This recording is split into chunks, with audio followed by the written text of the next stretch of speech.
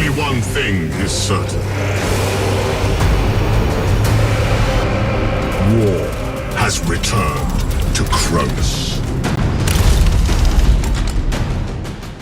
Dawn of War is back. Massive armies, brutal sync kills, and a campaign bigger than ever. Smash like and subscribe. Here are 10 insane facts from the trailer right now. Dawn of War finally returns. After a long silence since Dawn of War 3, this series is staging a proper comeback. The new game promises a return to classic RTS roots, big, messy battles, base building, and huge unit counts that made the originals so satisfying. For fans who missed those grinding frontline clashes, this trailer feels like a love letter, and it's a big moment for RTS players who wanted the series to stop chasing trends and go back to what it does best.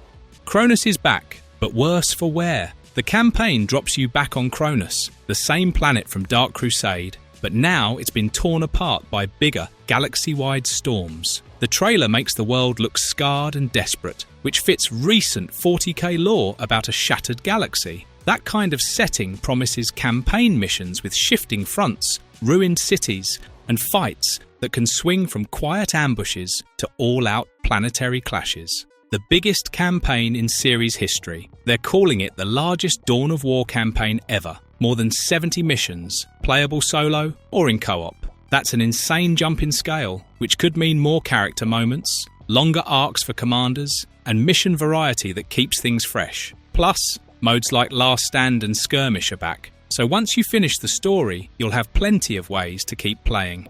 4 playable factions, and 1 is new. The game launches with 4 factions: the Blood Ravens, Orcs, Necrons, and, for the first time in the series, the Adeptus Mechanicus. Each faction hints at different strategies: mechanized, upgrade-heavy play for the AdMech, brute force for Orcs, elite tactical melee for Space Marines, and spooky resurgence for Necrons. That mix should keep multiplayer and single-player feeling varied.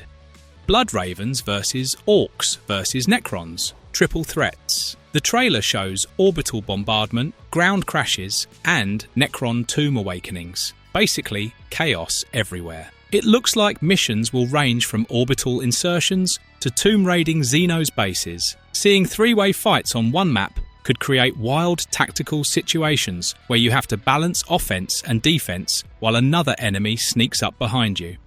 The Dark Angels drop in. Late in the trailer, the Dark Angels appear to reinforce the Imperium, which is huge for lore fans. 2 popular Space Marine chapters sharing a battlefield means scripted chapter interactions, possible rivalries, and the chance to play different Marine tactics depending on which chapter you pick. Expect Deathwing-style heavy units and shock assaults when the Dark Angels show up, and we're hoping they do indeed show up. A playable Primarch. That's wild. The trailer teases Lion L. Johnson, a Primarch, appearing in the campaign climax, and he looks playable. Let that sink in. Controlling a Primarch in an RTS is almost unheard of. If he's a unit you can field, expect him to be a late-game, game-changing hero with massive abilities and a cinematic entrance that will feel like a boss fight you're allowed to win. We're hoping for official confirmation soon.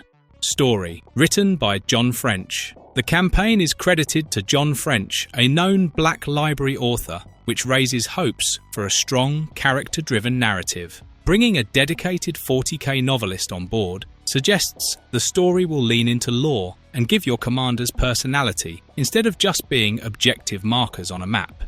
Back to classic RTS with brutal sync kills. Mechanically, the game leans into base building and mass battles again, and the sync kill system has been expanded. That means more cinematic finishes when units clash, little moments of gore and spectacle that make skirmishes feel dramatic. It's nostalgia plus modern visuals, aimed perfectly at fans who like both gameplay and showy moments.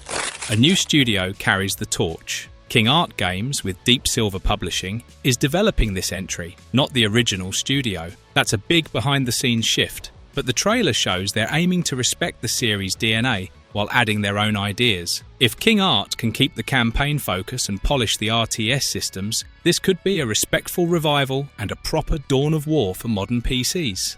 Outrow. If you enjoyed this breakdown, hit like, subscribe, and wishlist Dawn of War 4 on Steam. More Warhammer deep dives are coming, so join the squad and don't miss out.